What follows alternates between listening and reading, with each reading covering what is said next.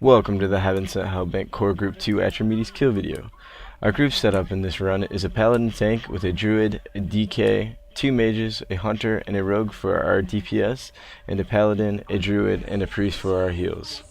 Now the way the Atramedes fight works is all with sound. Atramedes is blind and uses different sound tactics to find you and kill you. The circle in the middle of the screen is a sound meter.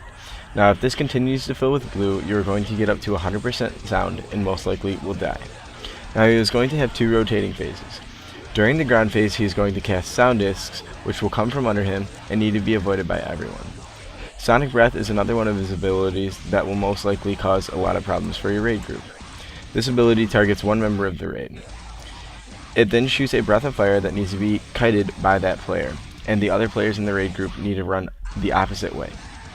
Another powerful attack that will be coming in the ground phase is Searing Flames. Now on this portion, a member needs to hit one of the 8 gongs that are spread around the room, which stops all casting from Atramedes. This will stun him for 5 seconds and remove all sound from the group. Now during air phase, Atramedes will fly into the middle of the room. As soon as he enters air phase, everyone in the raid group needs to start running. He's going to put a tracking fire beam on one person during this phase. In order to avoid it, any movement speed buffs, such as body and soul, need to be used. Now as soon as the flame is going to hit the person, another member of the raid group needs to hit another gong throughout the room, which will in turn take the tracking beam and destroy the gong. This will then start chasing the next person who hit the gong. In this stage, the raid needs to stack in the middle of the room. This is a rinse and repeat fight. Now I'm going to let you watch the video and explain what I can throughout the fight. Now as you can see, these are the sound discs that need to be avoided, and here he is going into his air phase. I am going to be the first person to hit the gong due to my speed buffs, and actually on this run I get tracked right away. So as you can see, this is running from it. What you need to do is you need to go around the edges of the room, try not to get hit, and as you can see, as the flame starts to get closer to me, I put my sprint on and start running. Now another member of the raid has just hit a gong, and so now the gong is being destroyed by the flame, and it is now tracking the person that just hit it. As you can see, everyone should be somewhat in the middle, avoiding all of the things. Now a part I forgot to mention before is the sound little waves that you can see in that phase actually have what is a sound missile. Now if you get hit by that sound missile, it is going to cause a lot of sound damage to you for his ground phase. Now as you can see, he's back in ground phase. Once again, the sound discs that come out. The big sound disc that comes out is unavoidable, so you're not going to be able to do anything about that. He's getting ready to cast his flame breath. As you can see, the 3 members ran away while he ran the opposite way from them, avoiding the breath. What this does is it stops anyone from getting the sound, and it is going to help you to stay alive. Now as you can see at this part, a couple of people are getting hit by sound, no big deal. What's going to happen is that part right there, Searing Flame, somebody hit the gong. What that does is once again stuns him and removes all of your sound. As the fight goes on, it is going to be harder to avoid things just because the fights progress so long. So what you want to do is you just want to keep progressing. This is not a DPS race, it is all an avoidance fight. Now he's tracking on that person again. As you can see, it puts a skull on their head. Once again, he's running away from the group. That was actually a perfect run.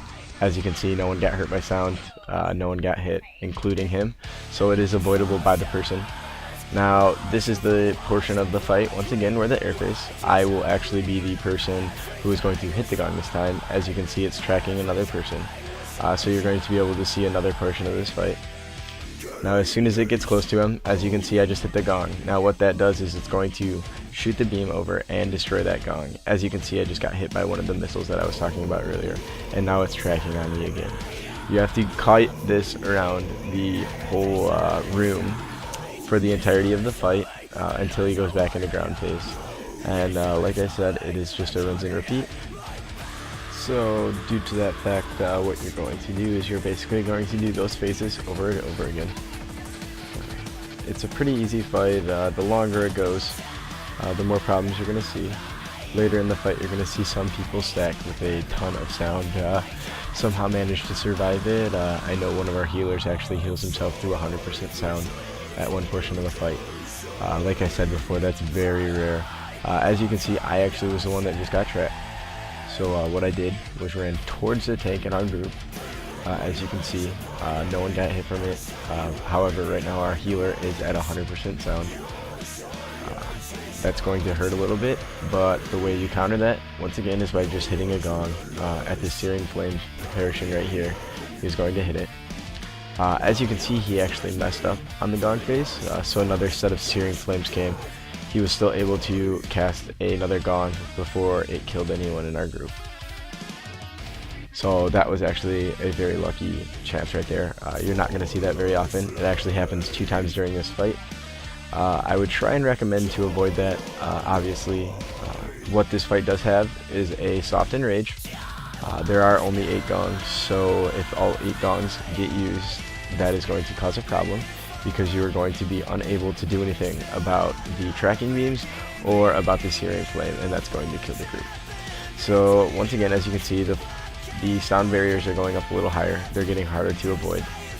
There goes another person running. I'm getting ready. Just click the gun. So once again, going to be kiting it around. Now, this is a very hard fight for some of our range to learn. After they got it down though, it was pretty easy.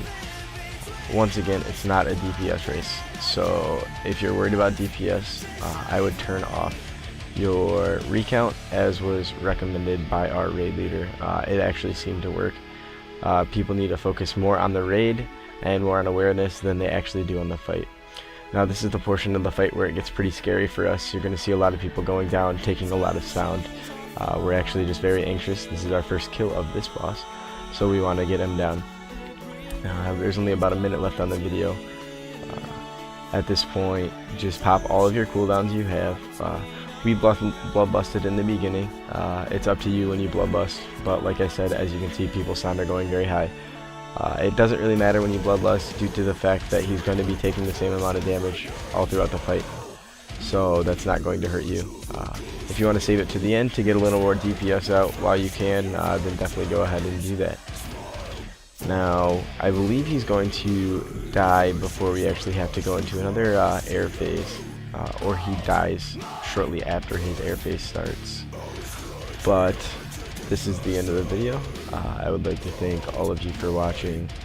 This is our first kill on Atramedes. It is the Heaven Sent Hellbent Core Group 2. This is Fries Dude. Thank you.